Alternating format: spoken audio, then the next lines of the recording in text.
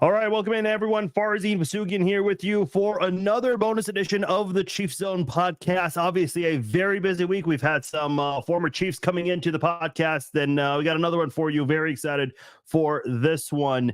Former Chiefs kicker Nick Lowery in the Chiefs Hall of Fame also owns the record all-time scoring leader in Chiefs history. And he's very generous to give us a few minutes of his time. Nick, thank you so much for coming on the podcast. How are you, sir? Hey, it's great. I just came back from Radio Row with, you're just Fridays of Radio Row week, the last day of Radio Row and the NFL Super Bowl week. You have a bunch of celebrities, and I brought with me a new friend named Jay Allen, who was a star on The Voice and wrote a beautiful song back in 2018, now with 700 million views, called Blank Stares. And we've just been educating people, talking Chiefs, of course, but also, and he's a Chiefs fan, by the way, but talking about Alzheimer's and Alzheimer's treatment centers and the Alzheimer's Association, and CTE gained a lot of awareness, if you will, back in the day with the movie Concussion and our former teammate Mike Webster. But it's been rich just to celebrate life. What I come here for is not so much the game. It's for just seeing my friends from all around the league. There's a bond that you have that's just unmatched. Yeah, I've never been to Radio Row before. I've heard a lot of stories. I've always wondered what that's like. I mean, you have, for those who haven't seen maybe pictures or videos or whatnot online, it's just a big room with a bunch of different tables. And essentially it's a lot of radio stations from all over the country, and maybe even outside of the United States, that are there. How many interviews would you say you've done on Radio Row this week alone? Probably 30, something like that.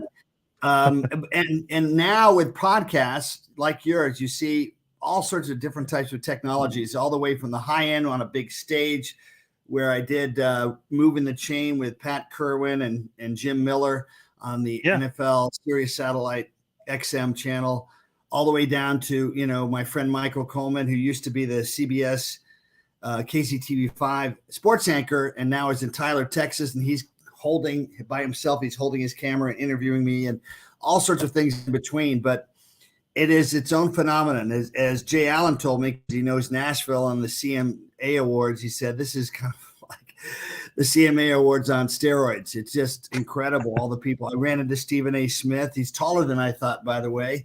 And he was nicer than I thought, which was good.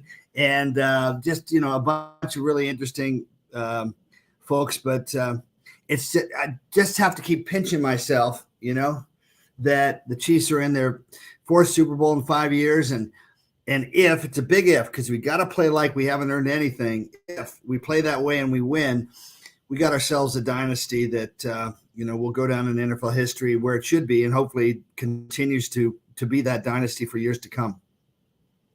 Yeah, we'll definitely touch on all of that. I want to get your thoughts on the Chiefs and just the season they've had this year, because a lot of people didn't think they'd get to this point, and they found a way. They flipped that switch. Why would we?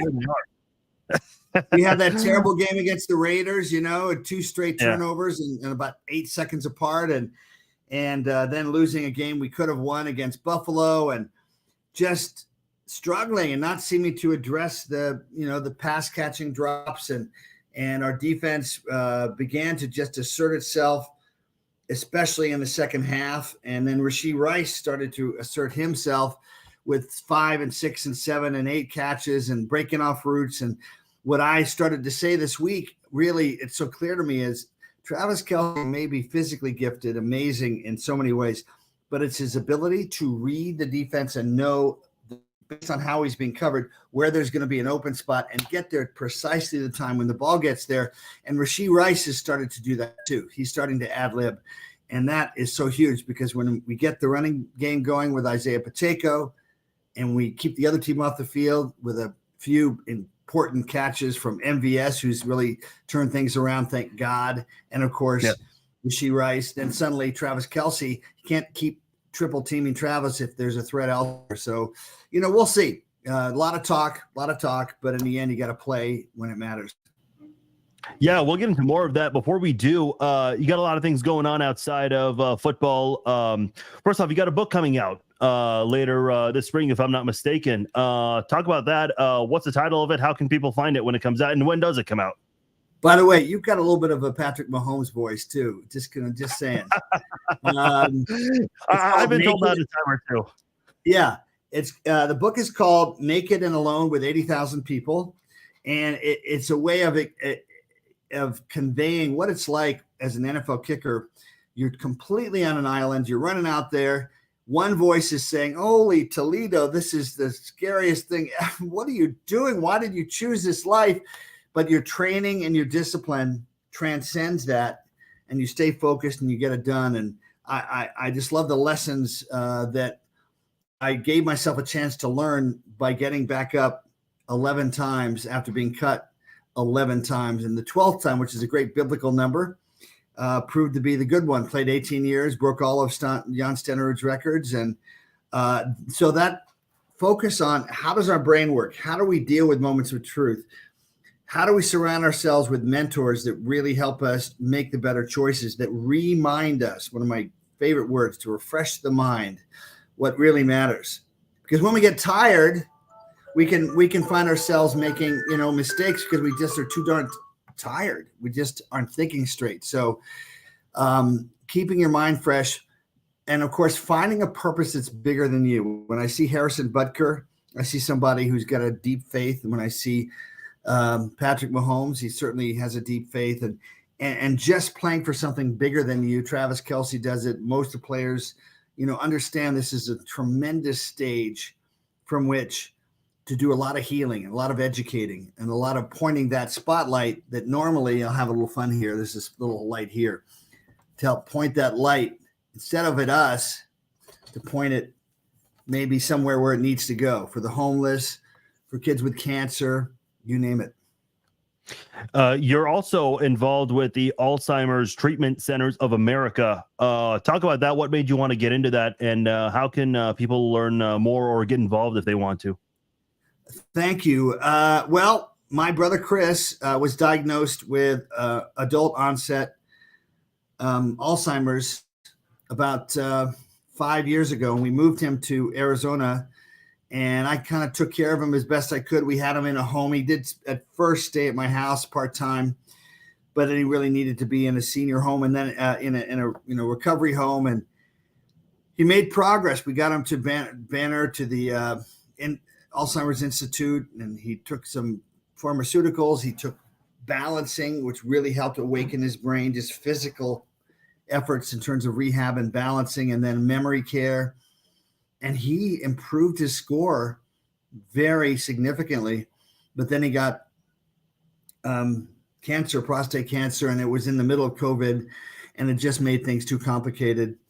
So I felt like I got to do something to honor Chris, and I was approached by the Alzheimer's Treatment Centers of America folks that they'd like me to be their brand ambassador. And so 6 million people officially have Alzheimer's. It's probably 20 million, to be honest with you, in varying early stages. But still, the point is, what we've learned is that if we can diagnose early enough, we can arrest further deterioration. And if we have a 75% track record of success, means that even now, if people know what they have and have a strategy and work a plan with discipline, they still have quality of life the rest of their years. And that's a powerful thing. And then combine that with the CTE stories of teammates like Mike Webster, who was featured in the movie Concussion, from which I did actually a pre-premiere thanks to Sony Pictures years ago. And we just got, aging has got to be about more than just losing gradually your mental acuity. So staying creative, staying healthy physically. I'm 67 and I'm passionate about that. But we're just learning more. But Alzheimer's Treatment Centers of America is going to help rewrite the fear of aging so that we start to see aging as being something about aging with dignity and with grace, and without quite that acute sense of fear that we're just going to gradually deteriorate. Well, that's really cool that you're involved with all of that and wanting to make an impact and a difference off the field. If anyone wants to help out or get involved, what can they do?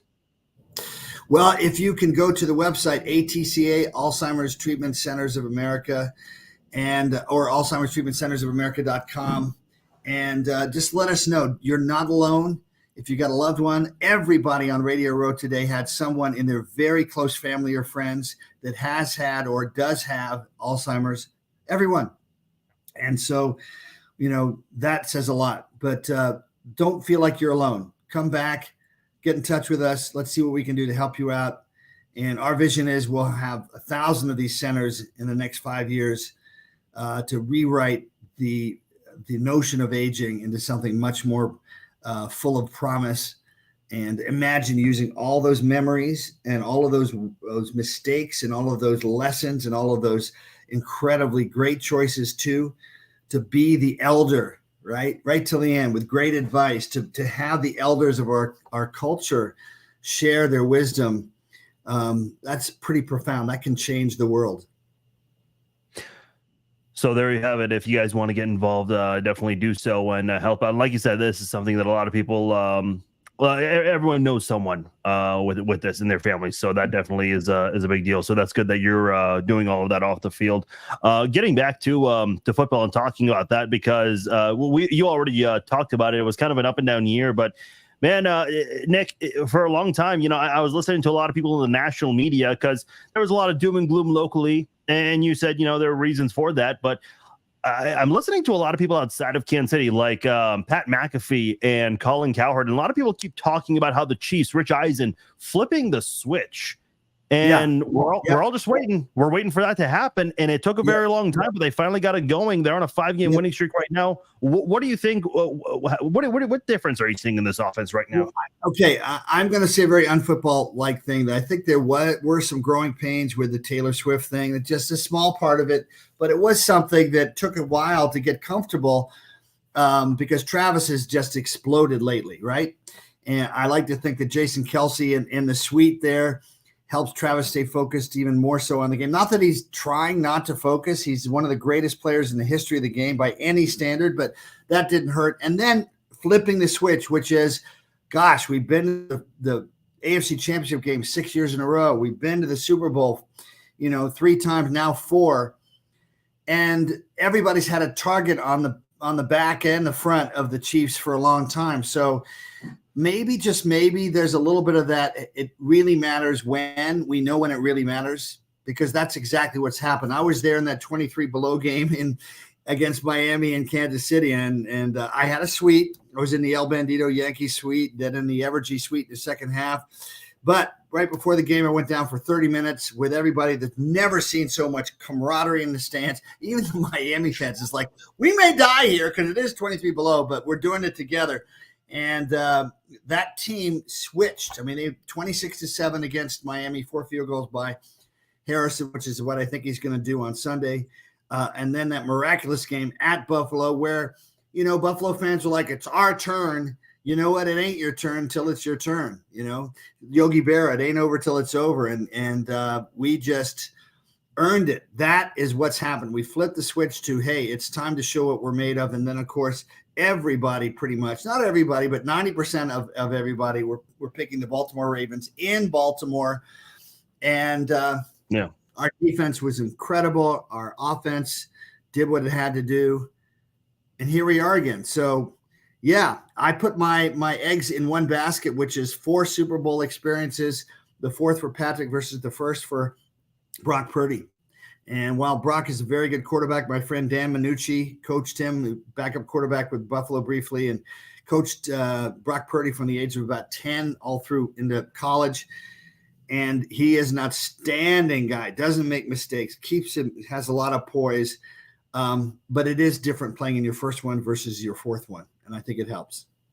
Yeah, you mentioned this defense and, Charles Omenihu being out, and that's really unfortunate. But a lot of people just listening to a lot of the radio talk outside of Kansas City, and just listening to a lot of national radio, a lot of people just feel like that this Kansas City defense is going to be too much. A lot of people feel like the 49ers have a lot of great offensive players. Obviously, Christian McCaffrey, Ayuk, Kittle, Deebo Samuel, the list goes on and on. They've got a very deep offense there. But a lot of people Yeah, a lot of people just don't know if they can trust Brock Purdy in this game. And if you take Christian McCaffrey out of it, if you can get some good run stops there and force a third and long pass, people feel like the 49ers could be in trouble. Do you agree with that?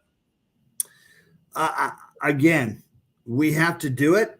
But yes, I think that we've seen Brock Purdy in a couple games ago where he seemed to force the ball uncharacteristically. And I see that happening to some degree in this game. It's a weird environment because only about 25% of the fans are your fans. And then 25% of the fans are the other team's fans. And the other 50,000, it doesn't have quite that Arrowhead Stadium 135 decibel sound to it. And you got to remember, this is a Super Bowl, but it's still a lot of pressure, a lot of time thinking about it for 2 weeks. And I like our chances. Andy has always had a good job coming out of 2 weeks of preparation. And we're pretty healthy too. I got to ask you about Harrison Butker. You being a kicker yourself, right now he is the second most accurate kicker in NFL history. Now it's still very early in his career, and he's got a lot of games left in his career, hopefully. But boy, last year he had that week 1 injury in Arizona with the field and kind of struggled bouncing back, was not very consistent. But man, this year, with a full offseason to recover, he's only missed 2 field goals on the season. What are your thoughts on Harrison Butker? Best kicker in the NFL this year, period. And not somebody that's going to try to stretch right on the other team's end zone, right under the quarterbacks. Harrison has great balance and tremendous combination of accuracy, mental toughness, power, and he's humble. I mean, frankly, he has put on a clinic about how to carry himself, and I'm proud of him. I'm amazed by him, and we're going to need him. That's why I'm saying 26-17, 4 field goals by Harrison Butker, 3 in the second half, and we're gonna beat those guys. Oh, so 26-17, that's your score? That's my pick. Okay, who's your MVP? Well, if it's long field goals and one at the end, it could be Harrison, but I think it would be, it's just hard to pick. If they can't stop Isaiah Pacheco, then the hat's on him. If they can't stop Rashee Rice, he could end up exploding, and I wouldn't be surprised. And, of course, Travis, 11 targets, 11 catches. I mean, that's just beyond Hall of Fame quality. But I think what they're going to do is what most teams did this year, which is we got to shut down Travis because he's the go-to guy and make Patrick uncomfortable. But if Isaiah Pacheco can be the just annoyingly aggressive kneecapping running back, I think that opens a lot up for us. And our defense, we're just coming into confidence. But again, at this point, it's Friday. The game's in 2 days. Be ready to do whatever it takes. And don't think you've earned anything. Don't think you deserve anything. Just a few more minutes left here with former Chiefs kicker and Chiefs Hall of Famer Nick Lowery. You brought it up, and I completely forgot to put this on my notes, so I'm really glad you mentioned it. I'm sure you've answered a lot of questions this week about it. Everyone saw what happened in pregame with Mahomes, Kelsey, Tucker. I've seen a lot of different opinions, even from former Chiefs. Some siding with Tucker, some siding with Kelsey and Mahomes on this one. They asked him to move his equipment. It was all in the way. What did you see there? What were your thoughts on that whole situation? 300 games in the NFL, counting preseason games, and never, ever did I see another player trying to warm up on our side of the 50, let alone doing it right in the end zone, right where the quarterback's starting to throw and might trip over the other team's players' equipment. It's just crazy. I never would do that. We had Buddy Ryan, the defensive coordinator for the Houston Oilers, in that playoff game way back with Joe Montana, Marcus Allen and company, Derek Thomas, et cetera. God rest his soul, on the anniversary of his passing. And when we saw Buddy Ryan with his big pot belly as the defensive coordinator for Houston walk over to our 40 and stand as we're stretching, we laughed because it's like, really? You think you're intimidating us? And I'm sure it was good-natured on the part of Justin Tucker. He's the best kicker in the NFL and probably the best kicker ever at this point. But thank you, because if anything, it gave us just that little bit more of an edge. Like, really? You're going to do that. It's just disrespectful. I don't know how else to put it. I don't know how he ever thought that was okay, except that he started doing it and nobody bothered him. And it doesn't take away from him as a person. He's an incredible opera singer. He's an incredible person and a phenomenal kicker. But I would never have done that. And it really shocked me. Yeah, I think Mahomes did an interview locally here on 610, and he mentioned that the only time he's ever had incidents like that, all three of them have been in Baltimore with him. Yep. And I just don't get it. So, but anyway, it is what it is. And we found a way. The other thing you do as a competitor, you use everything you can to be a competitor. You see this series on Michael Jordan. He used everything. He would make up stuff just to get a chip on his shoulder, because psychologically, now you're getting your energy away from being self-conscious, and you're like, now it's time. And you dig into a tough part that's not distracted, and that's able to really show what it can do. Just a couple more questions left with you. You joined the Chiefs in 1980, and you were there for the entire decade. How would you describe the franchise in the 80s and the transition from that to Marty Ball for the Chiefs? Well, I mean, the transition was having Jack Stebbin and Jim Schaaf, and, a group that had won the Super Bowl, but it was now, 10 years later. And there are times when they have to shake things up. And Carl Peterson came in. His first speech was about Lombardi's quotation about winning is a habit, and so also is losing. It's time to get that old habit out of the way and put the people in place that really put football first. And you think about that coaching staff with Marty Schottenheimer that first year. Tony Dungy, first African-American Super Bowl champion head coach. Bruce Arians, almost certainly Hall of Fame coach. Bill Cowher, Hall of Fame coach. Mike McCarthy, Hall of Fame probably, but certainly with Green Bay. And, that's a pretty good coaching staff. And that turned things around, because it really was not like we had great immediate change in personnel. It was taking on the personality of that head coach. And Marty was tough. He expected you, no BS, to work hard. Love that. As a kicker, he said, Nick, I don't know how to kick. You either make them or you don't. If you make them, you'll be here. If you don't, you won't. I got a whole list of other kickers I can call. And for me, I loved it. Very simple. Work your tail off and be a dependable guy for the team. And we went to the playoffs, and I had 21 field goals in a row. 1990 led the NFL in scoring. 21 field goals in a row in 1991, 22 for 24 Pro Bowl game-winning field goal 1992. Just being part, and those field goals mattered. They counted. And I think that's what's so great about Harrison is he's making not only the kicks you expect, but he makes the big kicks as well. Yeah, he's really good, and that's good to see. One thing I wanted to ask about your time in the NFL, and I've asked every teammate of yours that I've had a chance to talk to, the John Elway incident where, he's asking the referee to silence the crowd in 1990. You were on the sidelines, obviously, at that time, because the Chiefs defense was on the field and the Broncos were up against their own end zone. JJ Burden mentioned that everyone was just laughing and having a good time about it on the sidelines. What do you remember from that moment? Because a lot of people still replay the clips of that on social media today.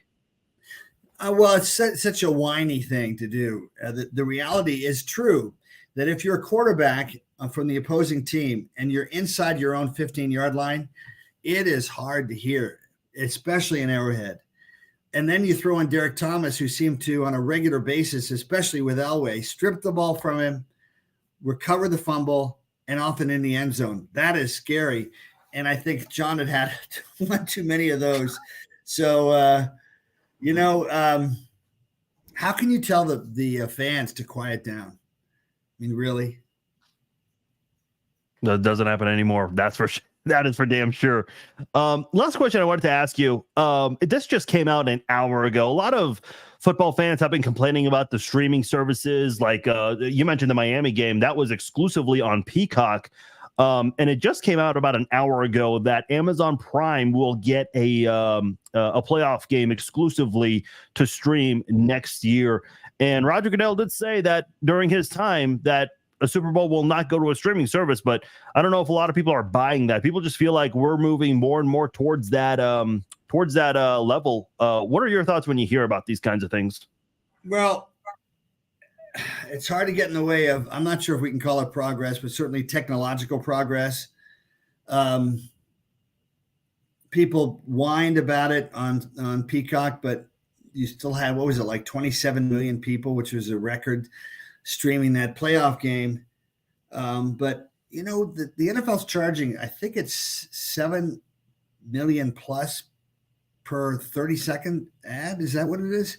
It's a ridiculous amount. They're making a lot of money. And it's important just to check and say, are we just doing this because we're greedy and we have to just make every last penny? And despite perhaps the, giving some gratitude to the fans for supporting us. I'd like to think the commissioner does wait on that. He's made a lot of great decisions, and the game is healthier than it's ever been. It's 4 times more popular than the basketball and baseball for a reason. So here's a stat for you. My friend Steve Willis, whose son Ryan Willis played backup quarterback for the Chicago Bears briefly for a few games a couple of years ago. Ryan played in the Spring League, which was a minor league. Its first year on Fox Sports Network. He was the MVP of his team. They won their equivalent championship game. The ratings for that minor league football league in its first year were higher than the Major League National Hockey League. Wow. That says a lot. There you go. So the NFL is doing a lot. It basically can choose what it wants to do, what it doesn't, because no one else compares in terms of the audience they bring. I just hope that they slow down a little bit and make sure that they are showing a little bit of compassion for the everyday consumer. Well, Nick, we covered a lot of ground here. I know you're very busy. There's a lot going on in Vegas, so we'll let you go. Thank you so much for your time, and hopefully we can do another one of these down the road. You take care of yourself. Enjoy the Super Bowl, and we'll keep in touch. You take care of yourself. Sounds good. I'd love to. Go Chiefs. All right. Thank you, Nick. Take care. All right. Appreciate your time. All right. That is Nick Lowery, former Chiefs kicker, the all-time scoring leader in Chiefs history. Harrison Butker, man. And I remember the Chiefs were going through a lot of kickers over the years. I think Ryan Suckup was a very good kicker when they drafted him, Mr. Irrelevant. And then they went from Suckup to Cairo Santos, who I believe is still kicking in the NFL today. And at the end of the day, it's like, he played really well. But the Chiefs moved on from him. And I was very surprised at the switch from Santos to Butker, because I wasn't really sure at the time what the logic was there. But they got Harrison Butker from the Carolina Panthers practice squad. And his very first game, if I'm not mistaken, Monday Night Football against Washington, game-winning field goal. And now the Chiefs did get a defensive touchdown on the last play, and they didn't end up doing the PAT because there were 0 seconds on the clock, and it was pretty much a pointless PAT attempt there. So they didn't do it. So yeah, ever since Harrison Butker's first game as a Chief, he's been on fire. And if I'm not mistaken, Butker he was on the practice squad for the first 4 weeks, and when he joined the Chiefs and started kicking a lot, the Chiefs were not very good in the red zone. They were last that year. Keep in mind, that was Alex Smith's last year with the Chiefs. And Butker led the NFL in, I believe, in scoring or field goals made, or maybe both. I can't remember exactly. So last year, kind of I don't want to call it a step back year, because he did fight through that ankle injury. But man, this is by far his best year. And I do agree with Nick. I think Butker, yes, Tucker, probably the best kicker in NFL history, but I think this year alone, I meant Tucker, best kicker in NFL history. Butker, though, alone this season, for sure, the best kicker in the NFL right now, no question about it. Only 2 misses, and that includes PATs. So very good. And I definitely wanted to pick his brain on Harrison Butker. Unfortunately, we didn't have a lot of time. Nick and his team, we've been in communication all week. They've been very gracious, very generous. keeping in touch. Obviously, this is a busy week and there are so many media obligations. I definitely would have loved to talk to Nick more. I see some of you guys asking specific kicking questions. Yeah, Joshua, I see your question about onside kicks and kickoffs, and man, I mean that definitely would be something to get into. All right, guys, I'm gonna be back in like 3 minutes. So I'm going to close this live stream. For those of you listening to the podcast version, this probably won't apply to you guys. But what I'm going to do is end this live stream. I'm going to quickly upload the podcast online, and I'm going to come back in like 3, maybe 4 minutes, and we will start the Red Friday live chat. So don't go anywhere. I will be back in just a few minutes. Appreciate everyone downloading, listening to the podcast. For those of you who watch live on Facebook and YouTube, thank you guys so much. A big thanks once again to Nick Lowery for being a part of today's podcast. All right, my name is Farzin Vasugi, and I will talk to you all later. Take care.